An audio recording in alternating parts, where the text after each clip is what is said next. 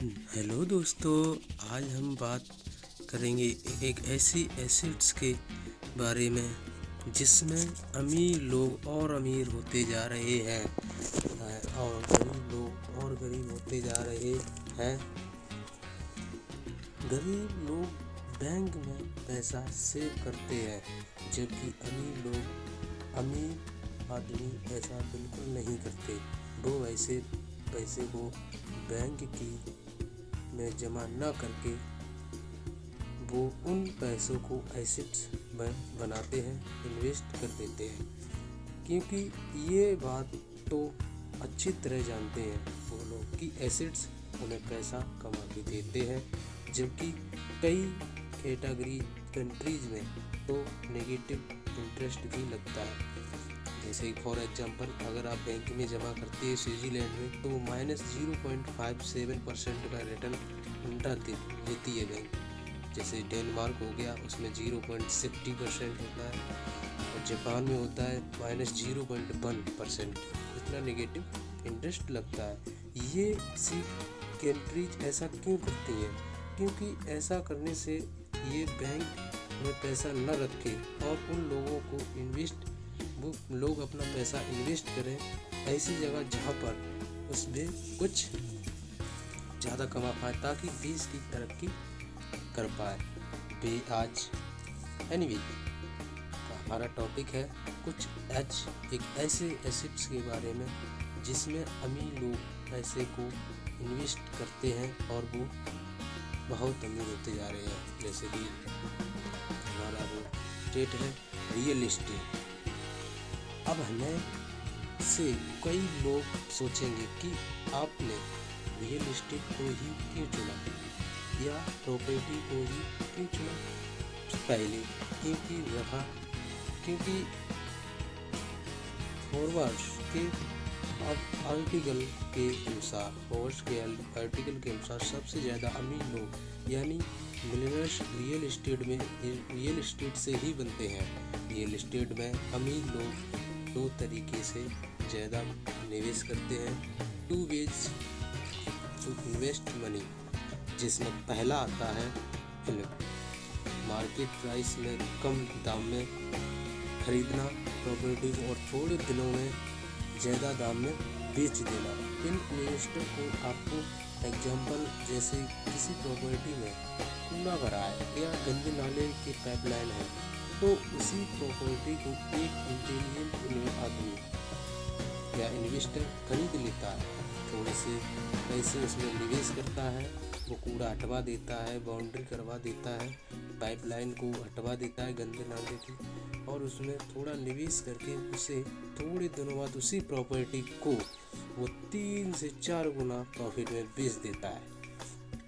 लेकिन ये उतने इम्प्रेसिव इन्वेस्टर नहीं होते हैं, क्योंकि ये 1 टाइम पेमेंट होती है इनकी, यानी उस प्रॉपर्टी से अपने एक ही बार फ़ायदा उठाया है।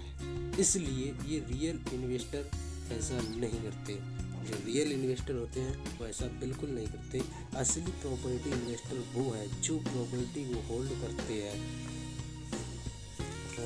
हैं, यानी उसे कभी बेचते नहीं है, बल्कि उनको अपना एसेट्स बना लेते हैं, फिर उससे पैसा निकालते रहते हैं।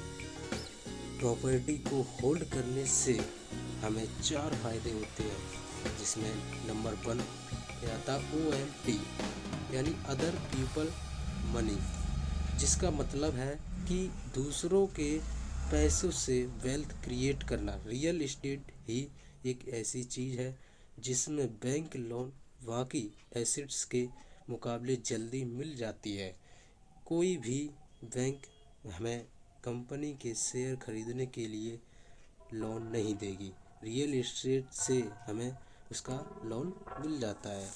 दूसरा फ़ायदा है इसका एप्रिसिएशन, यानी आप प्रॉपर्टी नहीं बेचते हैं, आप उसे होल्ड करते रखते हैं, तो लंबे समय में इन प्रॉपर्टी को प्राइस बढ़ेंगे। इसका मतलब है कि आपकी नेटवर्थ यानी आपकी वेल्थ बढ़ती रहेगी। तीसरा फायदा इसका होता है होता है ये एक, जब भी हमें रेंटल प्रॉपर्टी लेते हैं, जब गवर्नमेंट मानती है कि उस बिल्डिंग की कुछ लाइफ है, फॉर एग्जांपल 60 वर्ष है, तो 60 वर्ष डिवाइड बाई, इसको हम एक एग्जांपल से समझते हैं। पहले मान लीजिए कि एक अमीर आदमी ने बिल्डिंग की ली है 80 लाख की रुपया की। इस बिल्डिंग की लैंड की कीमत जो है वो है 2 लाख रुपए, सॉरी 20 लाख रुपए। तो बाकी की बिल्डिंग की कीमत है 60 लाख रुपए। यानी सरकार मानती है बिल्डिंग की कीमत 60 ईयर्स यानी 60 साल है। यानी उस आदमी को हर साल 1 लाख रुपए की टैक्स डिडक्शन मिलेगी। उस आदमी के पास इतनी ज़्यादा बिल्डिंग होगी, उतनी ज़्यादा टैक्स डिडक्शन मिलती रहेगी, क्योंकि एक सेल्फ एम्प्लॉय या जॉब वाला व्यक्ति उसे टैक्स देता रहेगा, ये इंसान टैक्स से बचता रहेगा। चौथा इसका फ़ायदा होता है हमें कैश फ्लो। इस आदमी को हर साल रेंटल इनकम मिलेगी और वो इनकम हर साल बढ़ती रहेगी। यानी अमीर लोग रेंट इतना लेते हैं कि जो भी प्रॉपर्टी उसने खरीदी है उसकी किस्त उसको न देना पड़े, और फाइनेंशियल जो प्रॉपर्टी की प्राइस बढ़ेगी, प्राइस तो बढ़ेगी ही बढ़ेगी, यानी उनकी नेटवर्थ भी बढ़ेगी और साथ में वेल्थ भी बढ़ेगी। इन चारों सिचुएशन में ये विन विन विन विन रहते हैं, यानी हमेशा जीतते रहते हैं।